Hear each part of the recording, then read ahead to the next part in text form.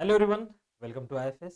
And और एक हमारे साथ गुजरात से मेहमान जुड़ चुके हैं हमारे साथ, जिन्होंने आईएफएस की लेगेसी को मेंटेन करके रखा है। एंड जो गैड बी का रिजल्ट निकला है, रिजल्ट की ट्रॉफी निकले है, उस ट्रॉफी में इन्होंने भी अपनी तरफ से एक मोती लगाया है।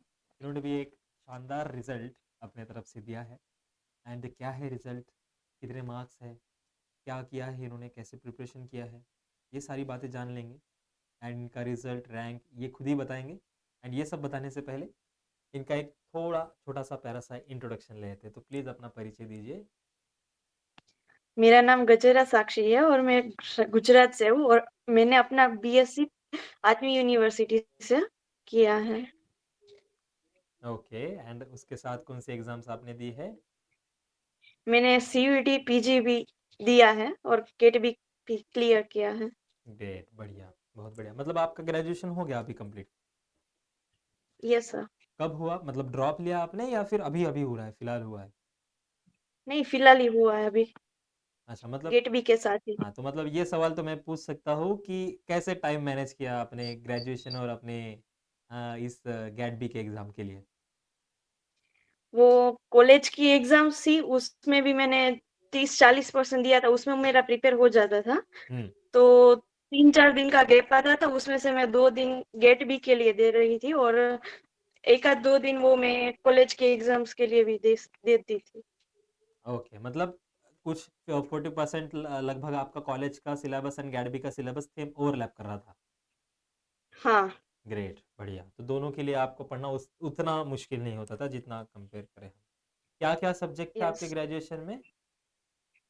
वो इम्यूनोलॉजी था, जेनेटिक्स था, सेल बायोलॉजी था और मेन मेन सारे सब्जेक्ट कवर हो जाते थे गेट बी के लिए जो थे। वो सिलेबस में हाई रैंकिंग जो सब्जेक्ट थे वो सारे इसमें कवर हो जाते थे। Nice nice. End of the topic, आपका एक्सेंट बहुत अच्छा लग रहा है मुझे हिंदी का। कहाँ से हो आप? मैं गुजरात से हूँ। गुजरात से कहाँ से? राजकोट। राजकोट से हो। Okay, nice. ये वो वही वाला एक्सेंट है ना जो रामलीला में था, रामलीला मूवी में था। नाइस, बहुत बढ़िया। तो कैसे पता चला आपको गैडबी के बारे में एंड सीवेट पीजी के बारे में? वो मुझे आईएफएस से मैं जो प्रिपेयर कराते थे उससे पता चला कि वो कितनी इम्पोर्टेंट एग्जाम्स है वो हमारे करियर के लिए। आगे पीजी राइट मास्टर्स के लिए वो कितनी इम्पोर्टेंट एग्जाम्स है। Right right. तो फिर क्यों इंटरेस्ट हुआ आपको इन एग्जाम्स में? मतलब आप तो बीएससी से डायरेक्ट भी मास्टर्स कर सकते हो। इससे टॉप लेवल की यूनिवर्सिटीज मिलती है और वो उसमें हमको ज्यादा उसमें स्कॉलरशिप एक्सप्लोर भी मिलता एक्सप्लोर है और करने को हम। ज़्यादा मिलता है, ज़्यादा साइंटिफिक वे में पढ़ते हैं। Yes sir. ग्रेट। तो कुछ सोचा है कहाँ से करना है मास्टर्स? तो अभी आपके पास दो एग्जाम है, सीवेट पीजी और गैट बी। तो कौन से एग्जाम के हाँ, बेसिस के ऊपर आप एडमिशन करोगे? मैं गेट बी की एग्जाम्स के बेसिस पे वो एडमिशन लूंगी मतलब मास्टर्स इन और मेरा। बायोटेक्नोलॉजी करोगे आप? Yes sir. तो कुछ सोचा है कौन सा कॉलेज होगा आपका, ड्रीम कॉलेज कोई है? हाँ, वो यहाँ पे जीबीयू है और मोस्टली तो सबका ड्रीम कॉलेज जेएनयू होता है। I hope. एंड हाँ, आपने तो रैंक बताया नहीं हमारे दर्शकों को, मुझे तो पता है बट मैं आपके तरफ से सुनना चाहता हूँ। मेरा स्कोर 126 है और मेरा रैंक 87 है। अरे वाह, बहुत बढ़िया। सबसे पहले तो इस रिजल्ट के लिए बहुत बहुत बधाई हो आपको। पूरे आईएफएस की थैंक टीम यू की सर। तरफ से, आईएफएस की फैमिली की तरफ से बहुत खुश है आईएफएस। And thank you. क्या चैलेंजेस आपको फेस हुए जब आप इस एग्जाम्स को टारगेट कर रहे थे? वो जो मेमोरी बेस्ड क्वेश्चन होते हैं उसमें थोड़ा ज्यादा वो अच्छा, रहता जो है। रट्टा मारने फिर वाले क्वेश्चन होते हैं वो थोड़ा नहीं आता था। हाँ हाँ हाँ। कंसेप्चुअल हाँ क्लैरिटी थी वो। आपको? हाँ कंसेप्ट वाले वो आते थे? मैं क्लियर करती थी। मैंने पीवाईक्यू सॉल्व किए थे और आईएफएस के रेगुलर वीडियो लेक्चर्स में देख रही थी इसलिए। तो क्या फायदा हुआ? और मत उसमें से वो जो एक एमसीक्यू करवाते हैं उसमें से 4 ऑप्शन है वो भी क्लियर करवाते हैं, वो मुझे बहुत अच्छा लगता है। और एग्जैक्टली। उससे बहुत सारे एमसीक्यू सॉल्व होते हैं। और मतलब कंसेप्ट भी क्लियर एक होते हैं। एक एमसीक्यू से 4 एमसीक्यू आप सॉल्व कर सकते हो वीकेंड से, है ना? यस, और कंसेप्ट भी क्लियर होते हैं वो हाँ, छोटे-छोटे से। राइट। तो कब से फॉलो कर रहे हो आप आईएफएस को?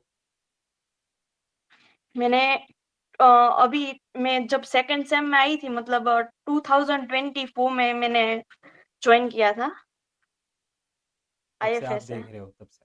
बढ़िया, यस सर। बहुत बढ़िया। एंड अगर थोड़ा एग्ज़ाम के बारे में बात कर लेते हैं, ए एंड बी सेक्शन होते हैं, तो आपने किसको पहले चुना एंड क्यों? मैंने बी सेक्शन को पहले चुना क्योंकि उसमें से मोस्टली बायोलॉजी के क्वेश्चंस होते हैं, वो क्लियर हो जाते हैं। फिर मैथ्स मुझे थोड़ा टफ लगता है, इसलिए मैथ्स को मैंने लास्ट में रखा और फिजिक्स और केमिस्ट्री को पहले मैंने क्लियर किया। फिज़िक्स एंड केमिस्ट्री आपका बहुत अच्छा था।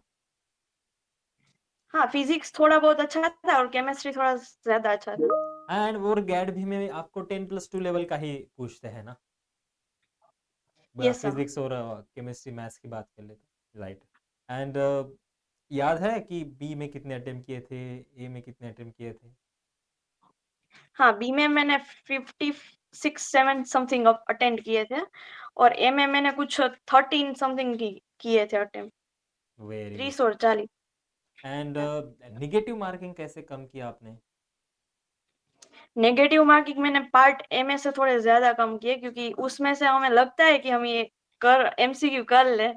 फिर नहीं कर कर अगर हम नहीं करते हैं तो फिर उसमें नेगेटिव मार्किंग कम हो जाती है पार्ट ए में से। Right, right. मतलब अगर आपको लग रहा है कि एक्यूरेट कोई हो, तभी उसको सिलेक्ट करो। Yes sir. आप भी ऐसे ही करते थे कि 80-70% कोई एक्यूरेट लग रहा है आंसर, तो उसको सिलेक्ट कर लो, अदरवाइज छोड़ दो, हाँ, स्किप कर दो। हाँ। ग्रेट, बहुत बढ़िया। एंड सिलेबस की बात करें तो कौन सा, बायोटेक्नोलॉजी को छोड़ के कौन सा ऐसा सब्जेक्ट था कि जो बहुत प्यारा लगता था, दिन रात उसे पढ़ते रहो, क्वेश्चन सॉल्व करते रहो? केमिस्ट्री था सेकंड पे। केमिस्ट्री लगता था आपको। एंड उसके यस। कॉन्ट्रास्ट में अगर हम पूछे कि बहुत चैलेंजिंग सब्जेक्ट कौन था लाइफ साइंस से? लाइफ साइंस है, उसमें से मुझे थोड़ा ज़्यादा जेनेटिक्स लगता था, थोड़ा बहुत हार्ड लगता था जेनेटिक्स। थोड़ा बहुत हार्ड लगता था आपको, नाइस। हाँ। एंड कैसे फिर उसको आपने ओवरकम किया? ज़्यादा पढ़ाई की जेनेटिक्स के लिए? जेनेटिक्स में मैंने पीवाईक्यूज़ ज़्यादा सॉल्व किए थे क्योंकि उसमें से हम परसेंटेज ढूँढना होता है और वो सब होते हैं, तो उसका उसका तो हम पीवाईक्यू सॉल्व करके ही हम कर सकते हैं सॉल्व। हाँ, मतलब उसके न्यूमेरिकल्स थोड़े ज़्यादा होते हैं, हाँ, रेशियो हाँ, वाले क्वेश्चन ज़्यादा होते हैं उसमें, हाँ। राइट? एंड अगर मैं कहूँ कि इस एग्ज़ाम को मैंने रिजेक्ट कर दिया है कुछ कारणवश, आपको फिर से देना है 2 महीने बाद, तो क्या आप करोगे इस 2 महीने में कि और खतरनाक मार्क्स आ जाए? मैं मुझे जो सब्जेक्ट नहीं आता उसको तो मैं लास्ट में ही रखूँगी क्योंकि इस बार मैंने वही गलती की थी कि मैथ्स को भी मैंने साथों-साथ लिया था। केमिस्ट्री और फिज़िक्स और मैथ्स में थोड़ा ज़्यादा फ़ोकस किया था मैंने क्योंकि वो उसका प्रॉब्लम सॉल्व नहीं होता था मुझसे। इसलिए उसमें ज़्यादा टाइम चला जाता था। तो आप इसलिए मतलब जो मैं हार्ड इस बार नहीं टॉपिक है करूँगी। उनको बाजू में रखोगे, जो आपका कोर टॉपिक है हाँ, उसके पहले ऊपर मैं ज़्यादा 200 ध्यान। मार्क्स का कवर करूँगी। हाँ। ओके, ग्रेट, ग्रेट, बहुत बढ़िया। एंड आगे क्या सोचा है मास्टर्स के बाद? कुछ सोचा है कि इंडस्ट्री में जाएँगे, फार्मा में जाएँगे, पीएचडी में जाएँगे, रिसर्च में जाएँगे? जी, पहले मैं सोच रही थी कि मैं इंडस्ट्री में जाऊँ, बाद में मैं रिसर्च में पीएचडी करूँगी, उसके बाद मैं देखूँगी। मतलब पहले इंडस्ट्री में जाके फिर रिसर्च डायरेक्ट करोगे? पीएचडी नहीं करूँगी, नहीं। डायरेक्ट पीएचडी नहीं करूँगी। ओके, मतलब पहले इंडस्ट्री में जाना चाहते हो आप। Yes sir. बहुत बढ़िया। एंड कब से इंटरेस्ट आया ये सब बायोटेक्नोलॉजी में? जब मैं फर्स्ट सेम में थी तब ओके। आई मीन क्यों ऐसा मुझे फैसिनेटिंग लगा बायोलॉजी में आपको थोड़ा सब्जेक्ट? ज़्यादा अच्छा। हाँ, क्यों लगा आपको कि अच्छा लगता है ये सब्जेक्ट? क्यों ऐसा लगा? किस कौन से एस्पेक्ट को देखकर? मुझे लाइफ साइंस में वो सब इम्यूनोलॉजी और वो सब ना थोड़ा ज़्यादा अच्छा लगता था अपने इसलिए। बॉडी के सेल बारे में ज़्यादा जानना अच्छा लगता है आपको। हाँ, ग्रेट, बढ़िया। बहुत मोस्ट ऑफ द बायोलॉजी का वही कारण होगा कि अंदर क्या चीज़ें होती है, वो फैसिनेटिंग लगती हैं। हाँ ग्रेट, सर। एग्ज़ैक्टली। एंड अगर कुछ टिप्स हमारे दर्शक आपसे मांगे, सपोज मुझे एक एस्पिरेंट मान लो, मैं नेक्स्ट गैडबी का एग्ज़ाम देने वाला हूँ, तो प्लीज़ मैम मुझे कुछ टिप्स दीजिए। तो पहले तो मैं पार्ट बी सॉल्व करूंगी। उस पहले पार्ट बी हमेशा सॉल्व करना चाहिए क्योंकि उसमें थोड़ा ज्यादा टाइम लगता है और ये हम्म, पार्ट ए में उससे भी ज्यादा टाइम लगता है। तो उसको हम लास्ट में करेंगे क्योंकि उस 1 मार्क्स के ही क्वेश्चन होते हैं। इसमें 3 मार्क्स के क्वेश्चन छूट जाएंगे, इसलिए पहले मैं पार्ट बी बी को प्रेफर करोगे करूंगी। फिर ए को टारगेट करोगे, क्योंकि इसमें यस सर। ज़्यादा वेटेज होता है। राइट, हाँ। Right, okay. एंड आपको टाइम सफिशिएंट था? हाँ, आई मीन पार्ट ए में थोड़ा बहुत कम हुआ टाइम मुझे, हम्म। तो कुछ 15 पार्ट ए मिनट में कम जैसा। हुआ, मतलब आपको पार्ट बी में ज़्यादा लगा होगा।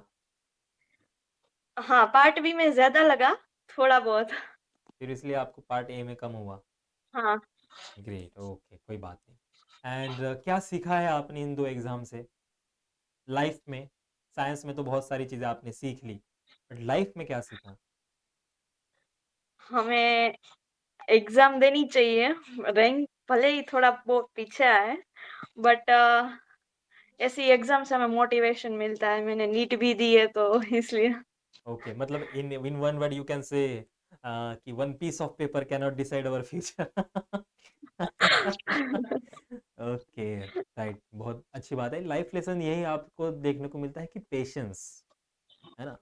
Yes sir. पेशेंस आप यस सर। सीखते हो। आप ये आपको समझ में आता है कि आता तो सबको सेम ही है, बट अप्लाई करने का तरीका सबका अलग अलग होता है। हाँ। ये आप सीखते हो। उसके बाद आपको ये पता लग जाता है कि सिर्फ और सिर्फ रिजल्ट से कुछ नहीं होता। अगर आपका रिजल्ट ना भी लगे, बट आपके पास इंफॉर्मेशन इतनी आ जाती है, तो आप कहीं पे भी जाके खड़े होगे एंड बोलोगे, ये सब चीज़ें समझाओगे, तो 5-10 लोग सुनने वाले आपको मिल जाएंगे। इतनी इन्फॉर्मेशन आपके पास होती है जब आप इन सब यस। एग्ज़ाम का प्रिपरेशन करते हो।